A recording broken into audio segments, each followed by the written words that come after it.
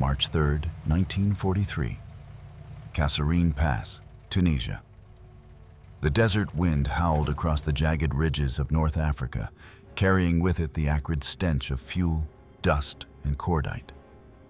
The Afrika Korps had seen nearly every kind of Allied machine: lumbering British Matildas, clumsy American Grants, even the temperamental Shermans. But this was something else. From behind a low ridge, Obergefreiter Hans Reiter peered through his Zeiss field glasses. What he saw defied everything he understood about warfare. Small, boxy vehicles, barely the height of a man, darted across the dunes with impossible speed. They weren't armored, they weren't heavy, and yet, somehow, they were everywhere. "Was ist das?" muttered his commander, Lieutenant Karl Voss, adjusting his goggles. Reiter shrugged, bewildered. Too small for tanks, too fast for trucks.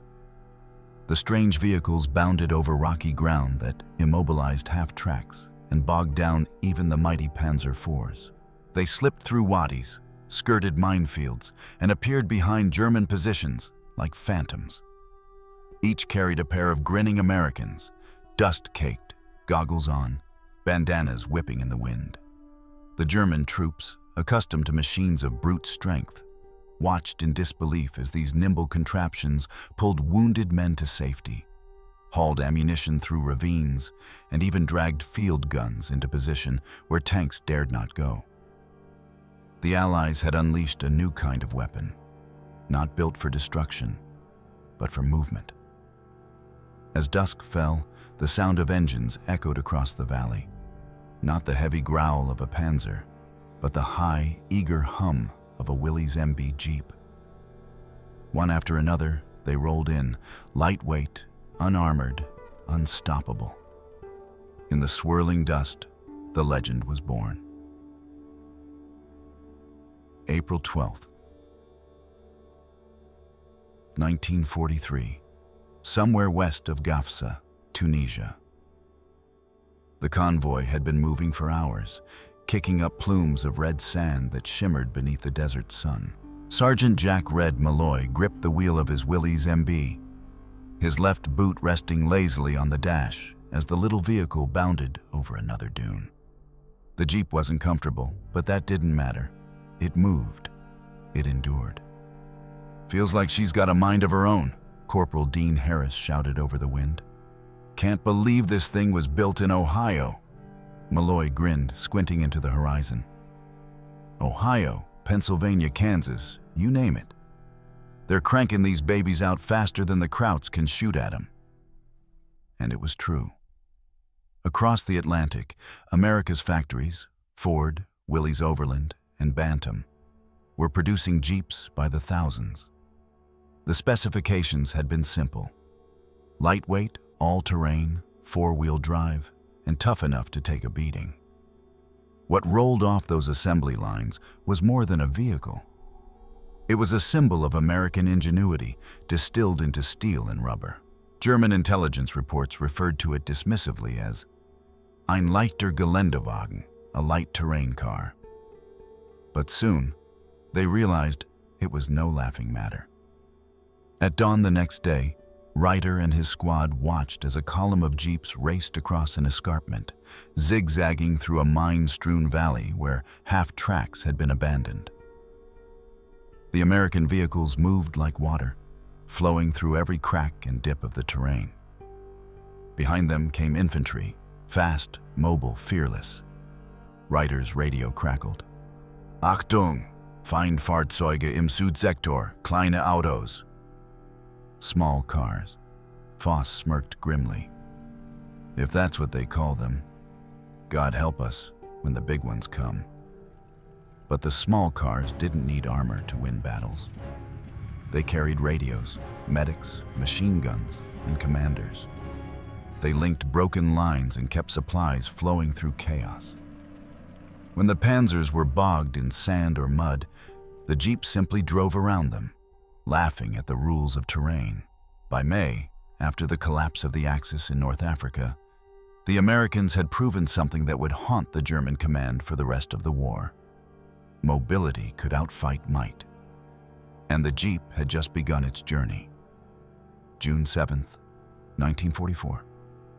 Normandy, France, WWII. The beaches still smoldered. Wrecked landing craft jutted from the surf like broken bones, and the cries of the wounded mingled with the ceaseless thunder of the sea. Amid the chaos, a new sound began to rise. Higher pitched, mechanical, determined. Engines. Dozens of them. From the landing ships, their tires slick with salt water, the Willys MB Jeeps rolled ashore. Their olive-drab bodies gleamed under the gray dawn. Drivers gunned the throttles, water spraying from the wheel wells as they stormed through shallow craters and churned up the sand. "Go, go, go!" shouted Lieutenant Frank Greeley of the 101st Airborne, waving his men forward. A jeep loaded with ammunition roared past, weaving between craters that would have stopped any tank cold. Behind it, another carried stretchers, a Red Cross flag whipping in the wind. The jeeps became lifelines on the blood-soaked beach, ferrying messages, wounded soldiers, and supplies under fire. German machine gun nests opened up from the cliffs. Bullets ripped through the air, pinging off jeep frames, shattering glass. But the drivers didn't stop. They couldn't. The lightweight frames made them hard targets. The speed made them ghosts. Within minutes, jeeps were darting through hedgerows, carrying commanders to newly secured positions. From his bunker overlooking Omaha Beach, Oberst Hermann Kruger lowered his binoculars. He'd expected to see tanks, slow, lumbering, easy to hit. Instead, the enemy seemed to have multiplied into a swarm of agile, untouchable machines. "Sie fahren überall," he muttered. "They drive everywhere." In the days that followed, German units reported strange encounters in the countryside. Where their half-tracks became trapped in mud, jeeps slipped through with ease. Where motorbikes failed in the thick bulkage, the Americans' little four-wheeled demons climbed embankments, plowed through streams, and even carried artillery spotters deep behind enemy lines. A captured German officer, when interrogated, described his disbelief. "We thought they were toys until they passed us in the night, headlights off, silent but for their engines. They were not machines. They were mosquitoes, everywhere biting, never dying." By the time the Allies reached St. Lo, the Jeep had become more than transport. It was an extension of the soldier. Radios bolted to dashboards, 30 caliber Brownings mounted on pintle posts, medical gear stacked high behind the seats. Each one became a miniature war machine, tailored by necessity and imagination. As the rains came, turning roads into rivers, tanks once again sank into the mire. But the jeeps just kept moving. Wheels spinning, engines howling, drivers cursing and laughing through the mud. War, they realized, no longer belonged to the heaviest armor. It belonged to whoever could move first. December 18th, 1944. The Ardennes, Belgium. The forest was alive with echoes of war. Snow drifted down through the black skeletons of trees as German Tiger tanks rumbled across frozen roads, their treads cracking the ice like thunder. The Battle of the Bulge had begun, Hitler's last desperate gamble to split the Allied line and crush the advance into Germany. In the white silence between bombardments, the faint whine of smaller engines cut through the cold. From the tree line, a column of jeeps emerged. Mufflers wrapped in rags, headlights hooded, tires fitted with makeshift chains. They looked fragile beside the hulking Tigers, yet they moved with purpose and precision. Sergeant Malloy was there again, his gloved hands stiff around the wheel. "Keep her steady," he muttered, eyes squinting through the flurries. "Those cats can't turn in this muck. We can." Ahead, a Panzer VI Tiger lay wedged in a snowbank, its turret frozen in place. The German crew worked frantically, swearing in the cold, as the Americans' jeeps snaked through the forest behind them, unseen, unstoppable. Malloy's convoy was carrying supplies to a surrounded paratrooper unit near Bastogne. The route was suicidal. Mines, ambushes, blizzards. Yet the jeeps pressed on, carrying crates of ammunition and food strapped across their hoods. When artillery struck near the road, they simply bounced off into the woods, cutting their own paths through drifts and ditches. Behind enemy lines, German soldiers began to talk in whispers of die kleinen Teufelwagen, the little devil cars. They seemed impervious to terrain, immune to weather, impossible to stop. They'd appear from nowhere, guns barking, then vanish back into the white wilderness. Lieutenant Karl Voss, the same officer who'd first seen the jeep in North Africa, now found himself defending a crossroads near Houffalize. His Tiger had thrown a track in the snow, leaving him stranded. Through the blizzard, he spotted movement. 4, maybe 5 small silhouettes weaving between the trees. He raised his field glasses. Unmöglich, he breathed. They were jeeps, again. One slid across the ice, another climbed a roadside embankment with ease. A third carrying men in white camo hauling a radio antenna. They weren't armored, but they were everywhere. Coordinating artillery, scouting ahead, guiding Shermans through hidden paths. Voss lowered the glasses and exhaled in disbelief. All our steel, he said quietly, and they win with tin and tires. By nightfall, the jeeps had linked isolated American positions, ferrying messages that would turn the tide of the battle. Their mobility shattered the German momentum, keeping the defense alive until reinforcements arrived. When the snow cleared, the roads of the Ardennes were littered with wrecked tanks, and between them, the tire tracks of the vehicles that had outlasted them all. April 20th, 1945, near Nuremberg, Germany. Spring had returned to Europe, but it brought no peace. Only the last convulsions of a dying empire. Smoke hung over the ruins of Nuremberg as Allied columns advanced through streets littered with the wreckage of the Third Reich. Between the Sherman tanks and half-tracks, the familiar hum of the jeep filled the air once again.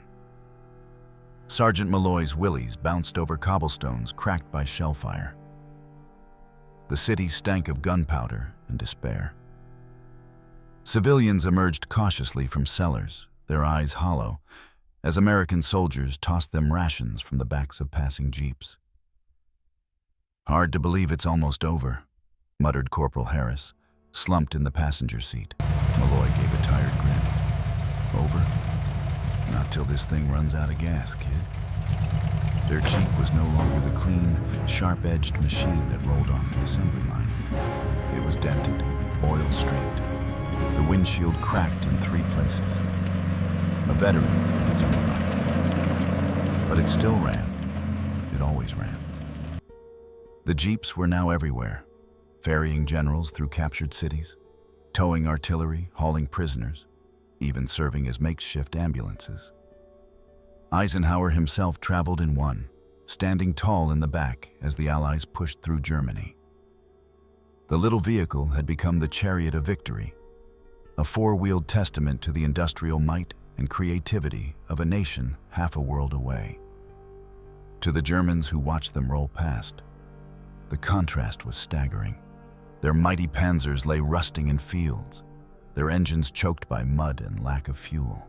Yet these small, unarmored American machines moved with relentless energy, darting from street to street, tireless and defiant. Near the Danube, a group of surrendered Wehrmacht soldiers stood by the roadside as a jeep convoy passed. One of them, a weary Feldwebel named Heinrich Bauer, turned to his comrade and shook his head. "We built monsters," he said quietly. "They built tools. And that's why we lost." By May, as the war in Europe drew to its final days, the jeep had carried Allied troops through deserts, forests, mountains, and shattered cities. Over 600,000 had been produced, each stamped with a serial number, each a piece of history on wheels. When the surrender came, the Jeeps rolled into Berlin not as conquerors, but as survivors. Soldiers leaned on their hoods, smoking in silence, watching a world reborn. For years to come, those same vehicles would plow through the rubble of post-war Europe, bringing supplies, rebuilding roads, carrying hope where tanks had once brought terror. And for those who had seen them first, in the blinding sun of Kasserine, the mud of Normandy, or the snow of the Ardennes, the memory of that sound, that unstoppable engine, would never fade. The Germans had learned the hard truth. Sometimes, victory doesn't ride in on steel and armor. It drives in on 4 simple wheels. Post-war, 1946. A depot outside Frankfurt, Germany. Rows upon rows of Jeeps sat under the pale morning light, their olive paint chipped, their tires worn smooth from years of war.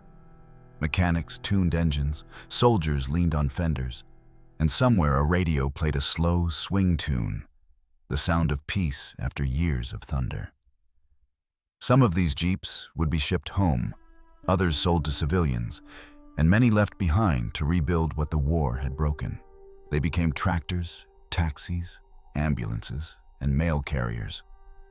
A new kind of hero for a world learning to live again. The Willys MB Jeep had changed everything. It wasn't just a vehicle. It was proof that ingenuity, courage, and adaptability could overcome even the most armored obstacles. Where tanks had faltered, where horses had vanished, the Jeep had carried men toward victory and home. As veterans returned to America, they carried stories of mud, fire, and laughter on impossible roads. And each time they heard that engine's growl, they remembered the feeling of freedom that came with it. "You never forget your first Jeep," one GI wrote home. "It was ugly, loud, and perfect." The world moved on, but the legend never died. Every modern 4x4, every off-road adventure, every dusty trail still echoes with the heartbeat of the Willys. From the deserts of North Africa to the forests of Europe and into history, the Jeep remains the machine that proved mobility wins wars. If you love stories like this, real moments, real machines, and the untold courage of the people behind them, make sure to subscribe to our channel. Join our growing community of WWII enthusiasts who keep history alive, one story at a time. Because the war may be over, but the stories never stop rolling. Subscribe now and ride with us into the next untold chapter of history.